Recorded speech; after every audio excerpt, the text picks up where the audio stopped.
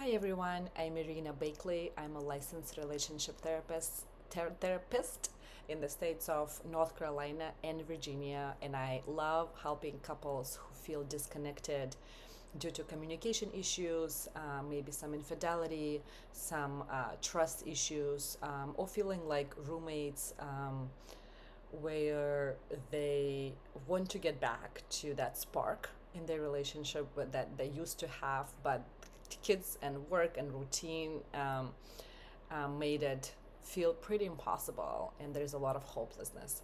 Anyway, today I wanted to talk about what to do when we get caught up in reactivity.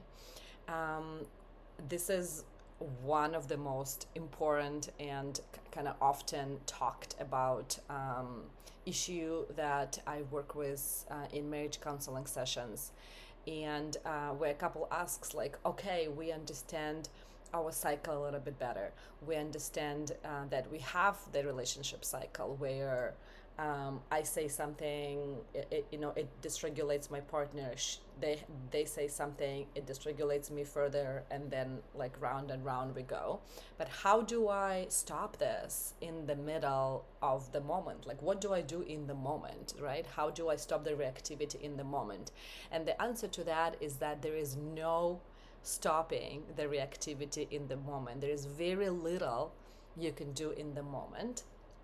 And this is because emotion takes about 45 minutes to travel through the body.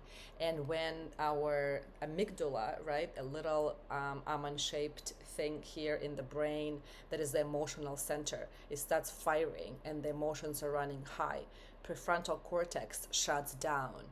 And so if you see your partner kind of shutting down or avoiding or trying hard to like find the answer, it's because biologically, neurologically, they're not able to do that. The prefrontal cortex literally shuts down, which has all the access to the language.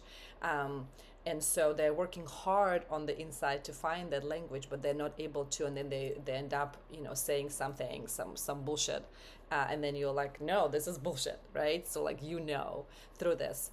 So what can you do in the moment? In the moment, if you're the one who is getting big and hot, right, and reactive, and there is, like, you've tried many times and there is not much you can do, you can walk away.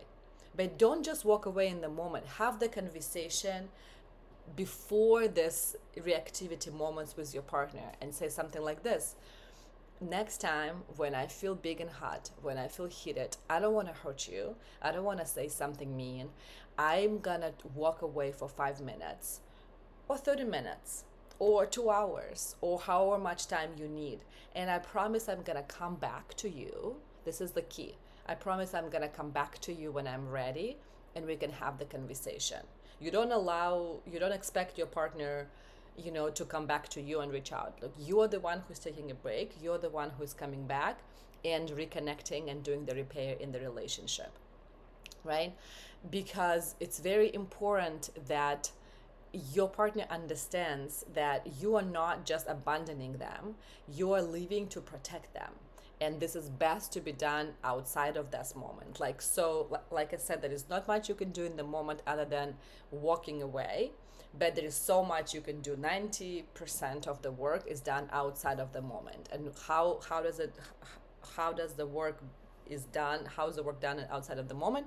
You actually have the conversation with your partner. This happens to me. I have this experience. This is my action plan. How do you feel about that? What do you think about that? Let's talk about that so that we know, so I don't word vomit on you next time. I don't hurt you unnecessarily, and I also take care of my heart as well. So there is no one way, right, or one conversation to be had for every couple, but finding your conversation and working on reactivity outside of the moment are the key points to make the arguments, which are healthy, right, productive and effective for everyone involved. Thank you for listening. And if you have any questions or you would like to schedule your free 15-minute phone consultation with me, you can go on my website, www.irenabakleycounselingllc.com. See you next time.